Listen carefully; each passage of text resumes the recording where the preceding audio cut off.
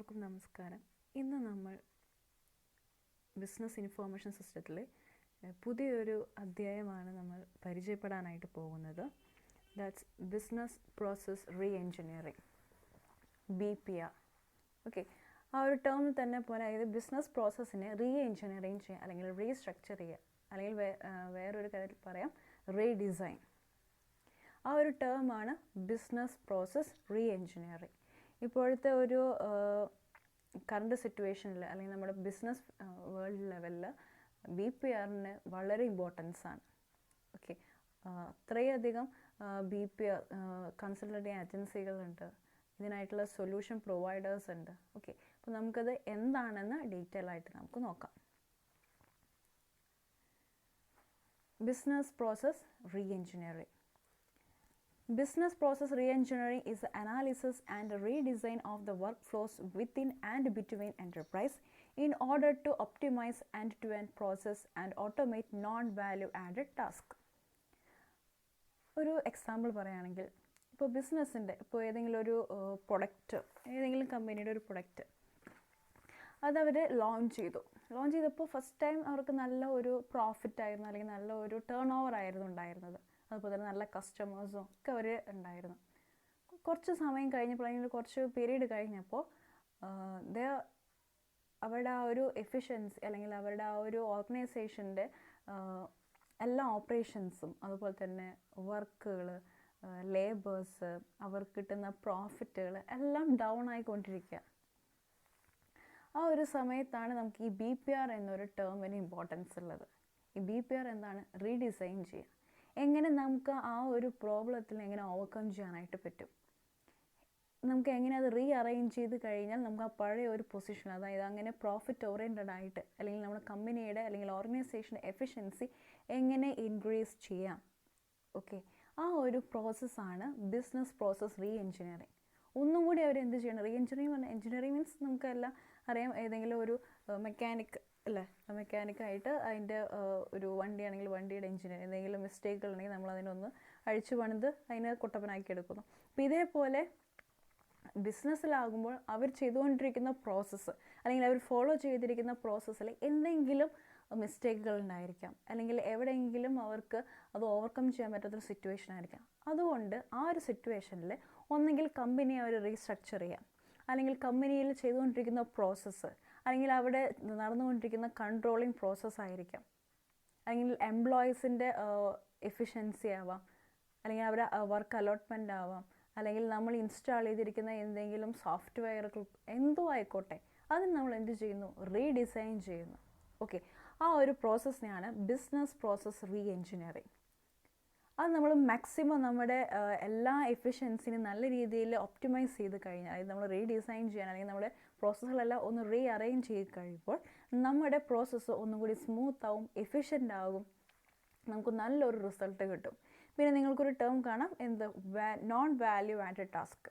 Value add task എന്ന് പറഞ്ഞു കഴിഞ്ഞാൽ നമ്മൾ കസ്റ്റമേഴ്സിനെ റീറ്റെയിൻ ചെയ്യാവുന്ന രീതിയിലുള്ള വാല്യൂ ആഡഡ് ആയിട്ടുള്ള ടാസ്കുകൾ അല്ലെങ്കിൽ വാല്യൂ ആഡ് ആയിട്ടുള്ള കാര്യങ്ങൾ നമ്മൾ അവർ സർവീസുകളായിട്ടോ അല്ലെങ്കിൽ പ്രൊഡക്റ്റുകളായിട്ടോ നമ്മളത് പ്രൊവൈഡ് ചെയ്യുന്നു. ഓക്കെ, അപ്പോൾ അതുകൊണ്ട് നോൺ ആയിട്ടുള്ള അല്ലെങ്കിൽ നോൺ ആഡ് ആയിട്ടുള്ള വാല്യൂ ആഡ് ആയിട്ടുള്ള ടാസ്കുകൾ നമുക്ക് ആഡ് ചെയ്ത് കഴിയുമ്പോൾ ഓട്ടോമാറ്റിക്കലി കമ്പനിക്ക് നല്ല ഒരു ബിസിനസ് പൊസിഷൻ അല്ലെങ്കിൽ നല്ലൊരു എഫിഷ്യൻ്റ് ആയിട്ട് വർക്ക് ചെയ്യാനായിട്ട് പറ്റും. നമുക്കത് പല ഫീൽഡുകളിൽ കാണാൻ പറ്റും. ഒന്ന് ഓർഗനൈസേഷണൽ സ്ട്രക്ചർ. നേരത്തെ ഞാൻ പറഞ്ഞു, അതായത് ചിലപ്പോൾ അവർ ആ വർക്കിങ്ങിന് എന്തെങ്കിലും ഇതായിരിക്കാം, അല്ലെങ്കിൽ നമുക്കൊന്നും അറേഞ്ച് ചെയ്യാൻ പറ്റുന്നില്ല. ഇത് കമ്പനി വലിയൊരു ഹ്യൂജ് ആയിട്ടുള്ള ഒരു ഡിപ്പാർട്ട്മെൻ്റ് ആയിരിക്കാം, അല്ലെങ്കിൽ വലിയൊരു ഓർഗനൈസേഷൻ ആയിരിക്കാം. അപ്പോൾ അതിൻ്റെ വർക്കുകളൊന്നും നല്ല രീതിയിൽ അലോട്ട് ചെയ്യാൻ പറ്റുന്നില്ല, അല്ലെങ്കിൽ അതൊന്നും നല്ല രീതിയിൽ ഡെലിഗേറ്റ് ചെയ്യാൻ പറ്റുന്നുണ്ടാവില്ല. അപ്പോൾ അങ്ങനെ ഒരു സിറ്റുവേഷനിൽ ഓർഗനൈസേഷനെ റീ എൻജിനീയറിംഗ് ചെയ്യാം. അതുപോലെ തന്നെ ജോബ് ഡെഫിനിഷൻസ്. നമുക്കറിയാം, ഓരോ വ്യക്തികൾക്ക് ചിലപ്പോൾ അലോട്ട് ചെയ്യുന്ന വർക്കുകൾക്ക് എന്തെങ്കിലും വ്യത്യാസം ഉണ്ടായിരിക്കാം, അല്ലെങ്കിൽ നമ്മൾ സെലക്ട് ചെയ്യുന്ന അല്ലെങ്കിൽ നമ്മൾ റിക്രൂട്ട് ചെയ്യുന്ന കാൻഡിഡേറ്റ്സിൻ്റെ ഒരു സ്കില്ലോ അല്ലെങ്കിൽ അവരുടെ എഫിഷ്യൻസി പോരാതെ വരാം. അപ്പോൾ അതിനൊന്ന് റീ എൻജിനീയർ ചെയ്യാം. ഓക്കെ, അപ്പോൾ ഏത് ഏരിയ ആയിക്കോട്ടെ, അത് ജോബ് ഡെഫിനിഷൻസ് മീൻസ് കുറച്ചും കൂടി നല്ല രീതിയിൽ ജോബ് സ്പെസിഫിക്കേഷൻസോ അല്ലെങ്കിൽ ജോബ് ടൈറ്റിൽ നമ്മൾ പ്രൊവൈഡ് ചെയ്യുന്നു.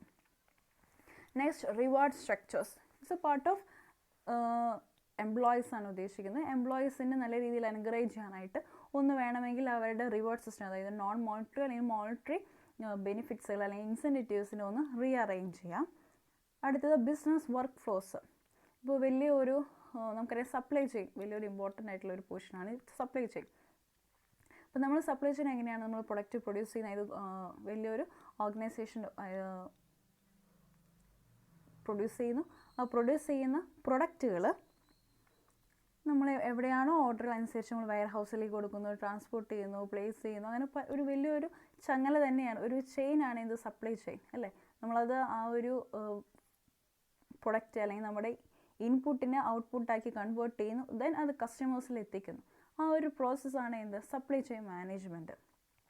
അപ്പോൾ അവിടെ എന്താണ് ഒരു വർക്ക് ഫ്ലോ ആണ്. അപ്പോൾ എന്തെങ്കിലും ഡിലേ വരികയാണ് അല്ലെങ്കിൽ നമ്മൾ പ്രൊഡ്യൂസ് ചെയ്യുന്ന പ്രൊഡക്റ്റിൻ്റെ ക്വാളിറ്റി കുറവാണ്, അപ്പോൾ ആ രീതിയിൽ നമ്മുടെ വർക്ക് ഫ്ലോസിന് ഒന്ന് റീഅറേഞ്ച് ചെയ്യും.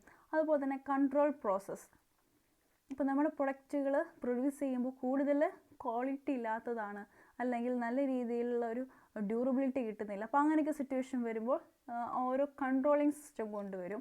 അതുപോലെ തന്നെ കമ്പനികളിലായിക്കോട്ടെ നമുക്കറിയാം കൺട്രോളിങ് പ്രോസസ്സ് എന്താണ്, അതായത് ആക്ച്വലും സ്റ്റാൻഡേർഡുമായിട്ട് നമ്മൾ കമ്പയർ ചെയ്യുന്നു, എന്തെങ്കിലും ഡീവിയേഷൻസ് ഉണ്ടെങ്കിൽ നമ്മളത് കറക്റ്റ് ചെയ്യുന്നു. അപ്പോൾ അങ്ങനെയുള്ള ഏതെങ്കിലും കൺട്രോൾ പ്രോസസ്സിനെ ഒന്ന് റീഅറേഞ്ച് ചെയ്യാം. അതുപോലെ തന്നെ ഓർഗനൈസേഷനിലെ കൾച്ചർ, ഫിലോസഫി, അതായത് നമ്മുടെ എത്തിക്കൽ കോഡിനായിരിക്കും കമ്പനിയുടെ അല്ലേ, ആ കമ്പനികളിലൊക്കെ എത്തിക്കൽ ആയിട്ടുള്ള കോഡുകളോ അല്ലെങ്കിൽ എത്തിക്കലായിട്ടുള്ള വാല്യൂസിനൊന്ന് റീഅറേഞ്ച് ചെയ്യാം. ഇത് ഈ ഏരിയയിലൊക്കെയാണ് മെയിനായിട്ട് BPR ഇംപ്ലിമെൻറ്റ് ചെയ്തത്. ഓക്കെ, അടുത്തത് need and objectives of BPR. എന്തുകൊണ്ടൊക്കെയാണ് ഇപ്പോൾ BPR ഇപ്പോൾ എല്ലാ കമ്പനികളിലും ഇപ്പോൾ BPRലുള്ള ഇമ്പോർട്ടൻസ് വളരെ കൂടുതലാണ്. അതുകൊണ്ട് തന്നെ ഇഷ്ടം പോലെ കൺസൾട്ടൻസി, അതായത് BPR കൺസൾട്ടൻസി ഓർഗനൈസേഷൻ നമുക്ക് കാണാനായിട്ട് പറ്റും. അത് ഞാൻ ലാസ്റ്റ് ഡിസ്കസ് ചെയ്യുന്നുണ്ട്. So what is the need and objectives of BPR? First one, the change in the nature of business operations. നമുക്കറിയാം ബിസിനസ് അല്ലെങ്കിൽ ഒരു വർക്കിംഗ് എൻവയോൺമെൻറ്റ് എപ്പോഴും ചേഞ്ചസിന് ഫേസ് ചെയ്തുകൊണ്ടേയിരിക്കണം. നമുക്ക് പല എൻവയോൺമെൻ്റ് ഉണ്ട്, ലീഗലായിരിക്കാം അല്ലെങ്കിൽ പൊളിറ്റിക്കലായിരിക്കാം അല്ലെങ്കിൽ വർക്കിംഗ് എൻവയോൺമെൻ്റ് ആയിരിക്കാം, ബിസിനസ് ആയിരിക്കാം, സോഷ്യലായിരിക്കാം, കൾച്ചർ, അങ്ങനെ എല്ലാം എൻവയോൺമെൻറ്റിൽ നമുക്ക് ചേഞ്ചസ് വരുന്നുണ്ട്. ഓക്കെ, അപ്പോൾ അത് ഓട്ടോമാറ്റിക്കലി ബിസിനസ്സിനെ അല്ലെങ്കിൽ ബിസിനസ് ഓർഗനൈസേഷൻ അത് നല്ല രീതിയിൽ എഫക്റ്റ് ചെയ്യും. നെഗറ്റീവായിട്ടായിരിക്കും അല്ലെങ്കിൽ പോസിറ്റീവായിട്ടായിരിക്കാം. എന്ത് ചേഞ്ചസ് ആയിക്കോട്ടെ അത് കമ്പനിയെ നല്ല രീതിയിൽ എഫക്റ്റ് ചെയ്യുന്ന രീതിയിൽ കമ്പനിയെ റീഡിസൈൻ ചെയ്യുക അല്ലെങ്കിൽ റീസ്ട്രക്ചർ ചെയ്യുക. അതുകൊണ്ട് ആ ഒരു റീഡിസൈനോ അല്ലെങ്കിൽ നമ്മൾ റീസ്ട്രക്ചർ ചെയ്യുമ്പോൾ കമ്പനിയുടെ ഓവറോൾ ഒബ്ജക്റ്റീവാണ് അവർക്ക് അച്ചീവ് ചെയ്യാനായിട്ട് പറ്റുന്നത്. അതിൽ ഏറ്റവും ഇമ്പോർട്ടൻ്റ് ആണ് IT. ആക്ച്വലി BPR വർക്ക് ചെയ്യുന്നത് ത്രൂ ദ IT ആണ്. ഇത് ഇൻഫർമേഷൻ ടെക്നോളജി യൂസ് ചെയ്തിട്ടാണ് ആക്ച്വലി ഈ ഒരു BPR വർക്ക് ചെയ്യുന്നത്. അതുകൊണ്ട് തന്നെ ചേഞ്ചസുകൾ, കമ്പനിയിലാവുന്ന ചേഞ്ചസുകൾ നമ്മുടെ ബിസിനസ് ഓപ്പറേഷൻസ് അല്ലെങ്കിൽ ബിസിനസ് പ്രോസസ്സിനെ എഫക്റ്റ് ചെയ്യും. അത് നല്ല രീതിയിൽ അഡാപ്റ്റ് ചെയ്ത്, ആ ചേഞ്ചസ് എല്ലാം നല്ല രീതിയിൽ അഡാപ്റ്റ് ചെയ്ത് കമ്പനിയെ റീഡിസൈൻ ചെയ്യുക അല്ലെങ്കിൽ എൻജിനീയറിങ് ചെയ്യുക. അത് ഓട്ടോമാറ്റിക്കലി കമ്പനിയുടെ എഫിഷ്യൻസി കൂട്ടാനായിട്ട് ഹെൽപ്പ് ചെയ്യും. അടുത്തത് cost and cycle time reduction.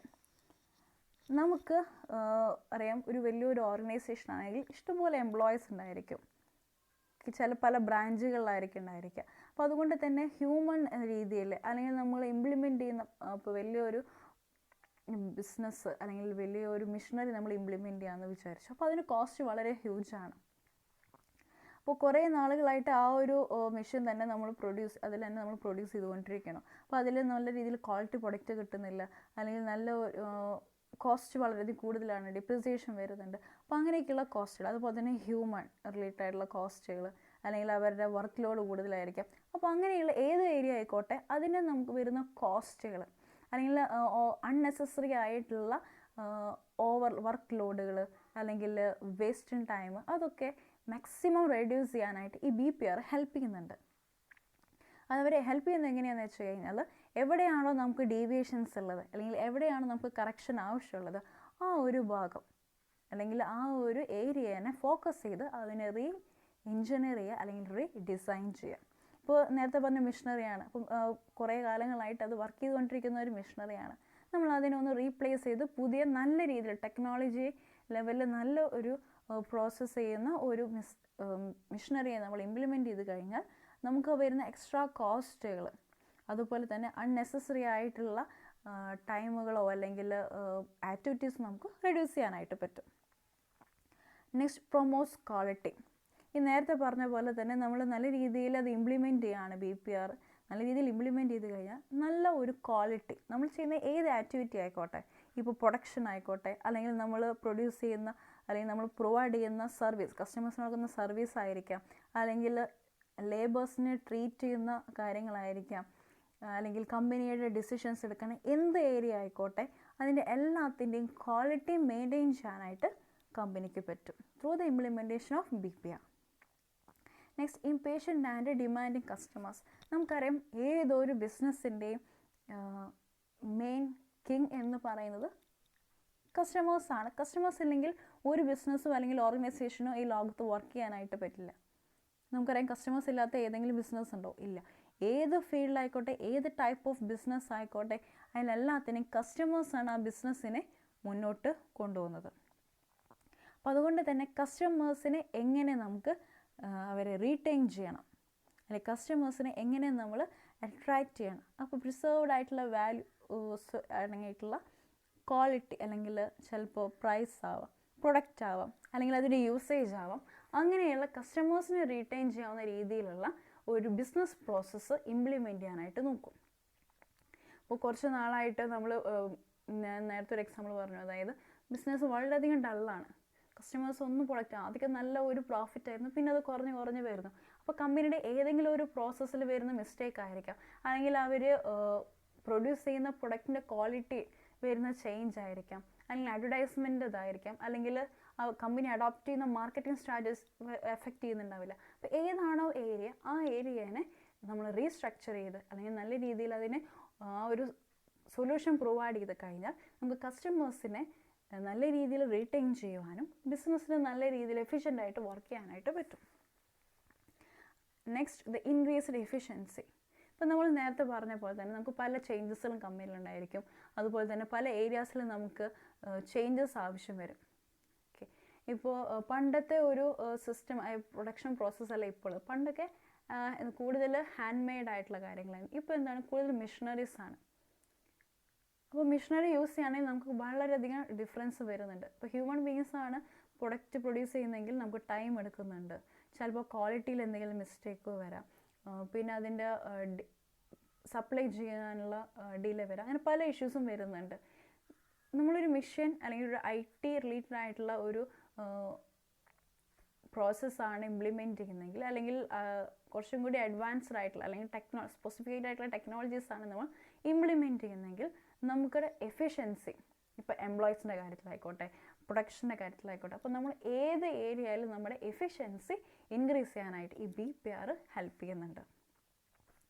Next, simple and stream lined operations.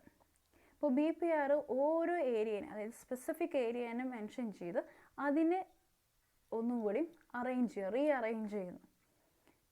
Okay, ഇപ്പോൾ നമ്മൾ ചിലപ്പോൾ കസ്റ്റമേഴ്സിനെ നല്ല രീതിയിൽ, നമുക്കറിയാം നമ്മളിപ്പോൾ കോൾ സെൻറ്റേഴ്സൊക്കെ ഉണ്ട്, സർവീസ് സെൻറ്റേഴ്സൊക്കെ ഉണ്ട്. അപ്പോൾ അതിൽ കസ്റ്റമേഴ്സ് വിളിക്കുന്നു, കംപ്ലൈൻറ്റുകൾ, ഇഷ്ടംപോലെ കംപ്ലൈൻറ്റുകൾ വരുന്നു, ഒന്നും അതിനുള്ള ഒരു സൊല്യൂഷൻ തരുന്നില്ല. അപ്പോൾ നമ്മളൊരു BPR ആണ് ഇംപ്ലിമെൻറ്റ് ചെയ്യുന്നതെങ്കിൽ അപ്ഡേറ്റ് ആയിട്ട് നമുക്ക് കസ്റ്റമേഴ്സിനുള്ള നല്ല ഒരു സർവീസ് പ്രൊവൈഡ് ചെയ്യാനായിട്ട് ഹെൽപ്പ് ചെയ്യുന്നുണ്ട്. ഓക്കെ, അത് നമ്മുടെ ഇത് കമ്പനിയുടെ ഓവറോൾ ഗോൾ എന്താണ്, അല്ലെങ്കിൽ മെയിൻ ഒബ്ജക്റ്റീവിലേക്ക് അത് ലീഡ് ചെയ്യുന്നുണ്ട്. ഓക്കെ, ദെൻ അൺനെസസറി ആയിട്ടുള്ള എന്തെങ്കിലും ആക്ടിവിറ്റീസ് ഉണ്ടെങ്കിൽ അല്ലെങ്കിൽ ഫങ്ഷൻസ് ഉണ്ടെങ്കിൽ അതൊക്കെ എന്ത് ചെയ്യാണ്, റിമൂവ് ചെയ്യാനായിട്ട് BPR ഹെൽപ്പ് ചെയ്യുന്നു.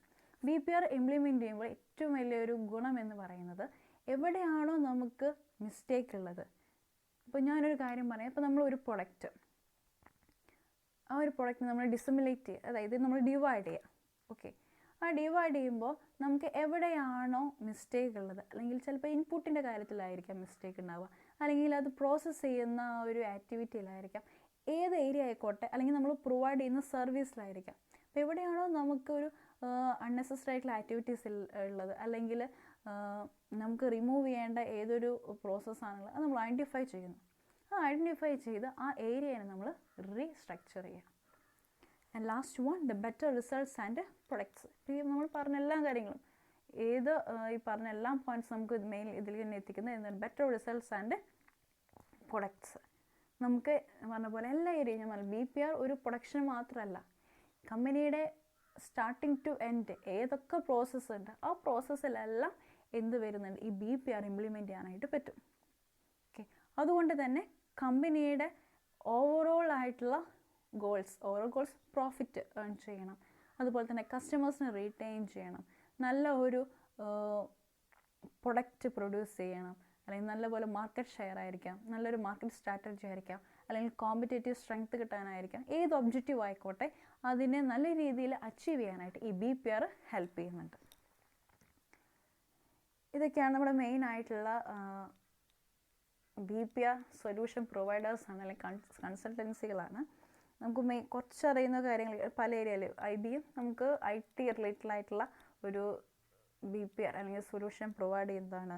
അതുപോലെ തന്നെ HP, bank of America, city bank, Walmart, ഇത് ഓരോ ഏരിയാസിലുള്ള ഓരോ BPR ആണ്.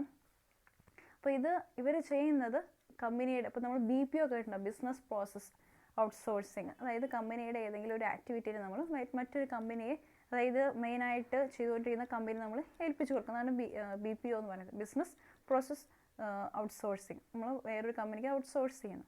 ഇതേപോലെ കമ്പനിയിൽ ഇവർ പ്രൊവൈഡ് ചെയ്യുന്നത് വെച്ച് കഴിഞ്ഞാൽ, ഇപ്പോൾ IBM പറയുകയാണെങ്കിൽ അവർ ഇപ്പോൾ IT റിലേറ്റഡ് എന്തെങ്കിലും സൊല്യൂഷൻസ് പ്രൊവൈഡ് ചെയ്യണം, അല്ലെങ്കിൽ അത് എഞ്ചിനീയർ. അപ്പോൾ BPM അപ്രോച്ച് ചെയ്ത് കഴിഞ്ഞാൽ എന്താണോ നമ്മുടെ പ്രോബ്ലംസ് അതിന് നല്ല രീതിയിലുള്ള സൊല്യൂഷൻ, അല്ലെങ്കിൽ ആ ഒരു സോഫ്റ്റ്വെയർ അല്ലെങ്കിൽ ആ ടെക്നോളജിനെ അവർ റീഅറേഞ്ച് ചെയ്യുന്നു. അങ്ങനെ ഓരോ ഏരിയയിലുള്ള പല കൺസൾട്ടൻസികളുണ്ട്, അല്ലെങ്കിൽ ഓരോ കമ്പനികളും അവർ ഫോളോ ചെയ്യുന്ന ഒരു എഞ്ചിനീയറിംഗ് ഉണ്ട്, അല്ലെങ്കിൽ ഒരു BPR ഉണ്ട്.